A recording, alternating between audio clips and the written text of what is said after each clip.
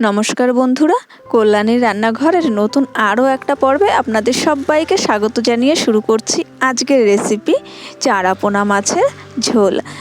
খুব সহজে একদম অল্প মশলায় রান্না করে নেব আজকের এই রেসিপিটি চারাপোনা মাছের ঝোল। এখানে আমি ছোট ছোট রুই মাছের বাচ্চা নিয়ে নিয়েছি দুটো, আর টোটাল দুটো মাছের 9 পিস মাছ হয়েছে।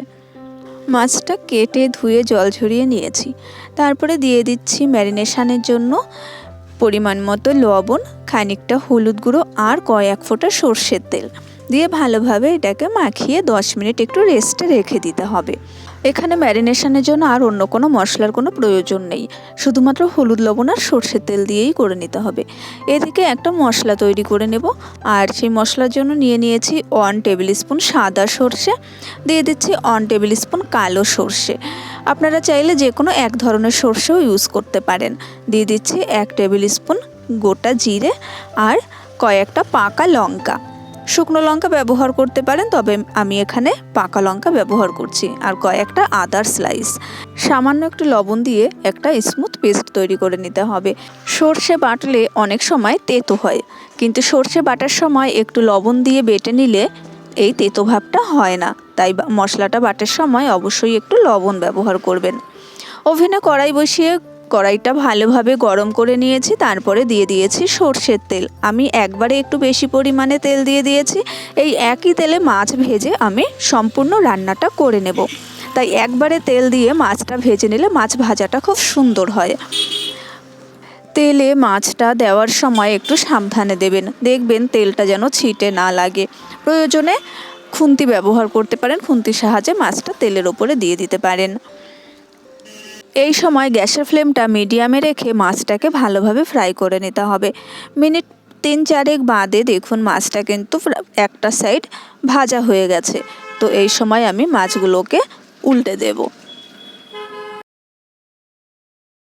মাছগুলো উল্টানো হয়ে গেলে আবার মিনিট 2 অপেক্ষা করলেই অপর পাশটা কিন্তু ভাজা হয়ে যাবে।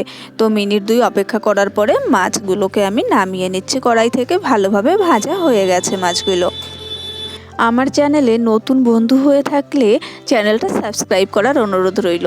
পাশে থাকা বেল আইকন অবশ্যই ক্লিক করে রাখবেন, যাতে আমি নতুন নতুন রেসিপি শেয়ার করার সঙ্গে সঙ্গে নোটিফিকেশান পেয়ে যান। আর পুরনো বন্ধুদের জানাই অসংখ্য ধন্যবাদ পাশে থাকার জন্য। তো যাই হোক, মাছগুলো সব ভেজে নিয়েছি, আর একই তেলে এবার কয়েক টুকরো আলু ভেজে নিচ্ছি। আমি একটা আলুকে 4 ভাগ করে নিয়েছি, একটু মোটা মোটা করে আলুটা রেখেছি।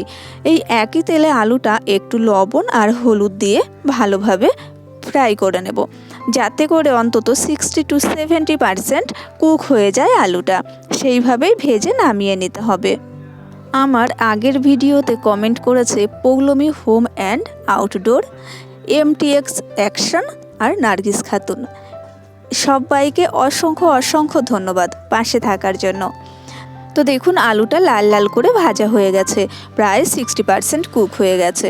এই সময় তেল থেকে আলুগুলো নামিয়ে নিচ্ছি। এখন আর কোনো রকম এক্সট্রা তেল ব্যবহার করব না। কড়াইতে যে তেল আছে বাকি রান্না এই তেলেই করে নেব। ফোড়নে দিয়ে দিয়েছি 1/2 টিস্পুন কালো জিরে। জিরেটা একটু ফ্রাই হয়ে গেলে দিয়ে দেব বেটে রাখা মশলাটা। আর হ্যাঁ, এই বেটে রাখা মশলাটার মধ্যে আমি 2টো ছোট সাইজের টমেটোও দিয়ে দিয়েছিলাম, একসঙ্গে পেস্ট করে নিয়েছি। এবার মশলাটাকে ভালোভাবে কষিয়ে নিতে হবে যতক্ষণ পর্যন্ত না তেল ছেড়ে আসে। দিয়ে দিচ্ছি খানিকটা পরিমাণে হলুদ গুঁড়ো, আর দিয়ে দেব সামান্য পরিমাণে লবণ।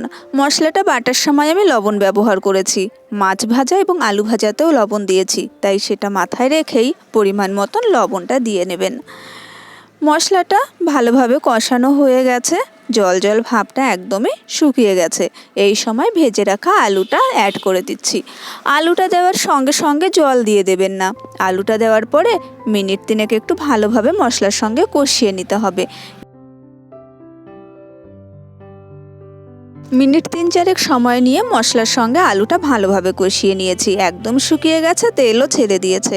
এই সময় পরিমাণ মতন জল দিয়ে দিচ্ছি। যেহেতু এটা আমি খুব পাতলা গ্রেভি রাখবো না, তাই সেই অনুযায়ী এখানে জল দিয়ে দিচ্ছি। তবে আপনারা আপনাদের পছন্দ অনুযায়ী জল দিয়ে দেবেন। যদি গ্রেভি বেশি রাখতে চান তাহলে আর একটু বেশি পরিমাণে জল দিতে পারেন। মশলার বাটি ধোয়া জলটাও একটু দিয়ে দিয়েছি। এবার ঢাকা চাপা দিয়ে অপেক্ষা করব জলটা ফুটে ওঠা পর্যন্ত। আপনাদের যদি নতুন কোনো রেসিপির রিকোয়েস্ট থাকে আমাকে অবশ্যই কমেন্ট করে জানাবেন। আমি চেষ্টা করব সেই রেসিপি আপনাদের সঙ্গে শেয়ার করার নামসহ। তো মিনিট পাঁচেক বাদে ঢাকা চাপাটা খুলে নিয়েছি। ঝোলটা বেশ ভালোভাবে ফুটে উঠেছে। তারপরে অ্যাড করে দিচ্ছি ভেজে রাখা মাছগুলো। মাছটা দেওয়ার পরে খুন্তি দিয়ে একটু নাড়াচাড়া করে নিতে হবে, যাতে করে মাছটা ভালোভাবে একটু ঝোলের মধ্যে ঢেকে যায়। ঢাকা চাপা দিয়ে আবারও 3 থেকে 4 মিনিটের অপেক্ষা। তারপরে ঢাকা চাপা খুলে নিলেই রেডি হয়ে যাবে চারা পোনা মাছের ঝোল।